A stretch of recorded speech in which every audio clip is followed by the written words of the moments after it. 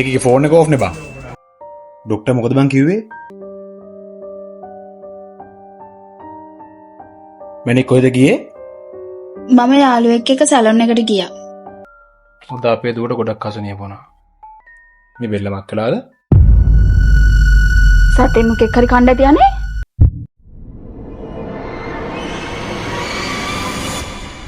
ළමයා නන පොඩ්ඩක් කියලා බලන්න.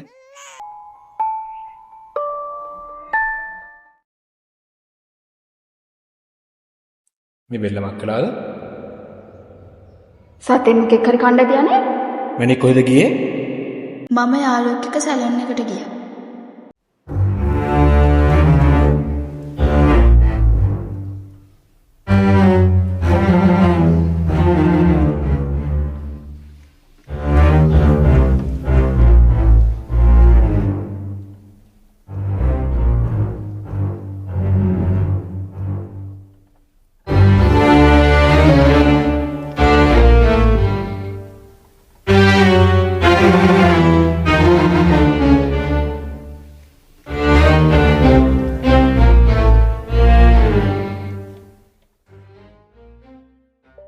කවුද කෝල් කරේ? මොකද්ද? ෆෝන් එකේ කවුද කෝල් කරේ? ඒ අපේ ලොකු නන්දා. දුවට කොහොමද ඇහුවා? ලොකු නන්ද. චුට්ටේ. මගේ අතුරු බලන්න අක්කත් එක්ක කතා කරන්න දෙනවා. ඒත් අයියේ. කිව්ව මගේ අතුරු බලයකෝ. මට අක්කත් එක්ක කතා කරන්න දෙනවා.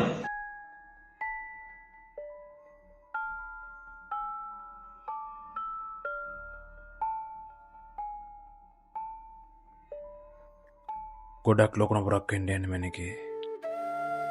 ලොකු නපුරක්.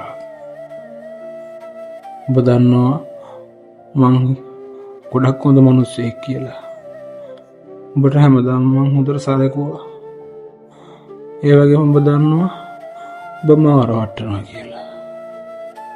මමත් දන්නවා මාව රවට්ටනවා කියලා. ඔය වැරදි නවත්තපන් මැනිකේ. ඔය වැරදි නවත්තපන්. ඔබ අච්චර මාව රවට්ටනවා කියලා දැනදුන්නා මං ඉවසන් ඉන්නේ අර නොදරුවාට උඹේ ලේ වුණේ හින්දා. ඔය වැරදි නවත්තපන්.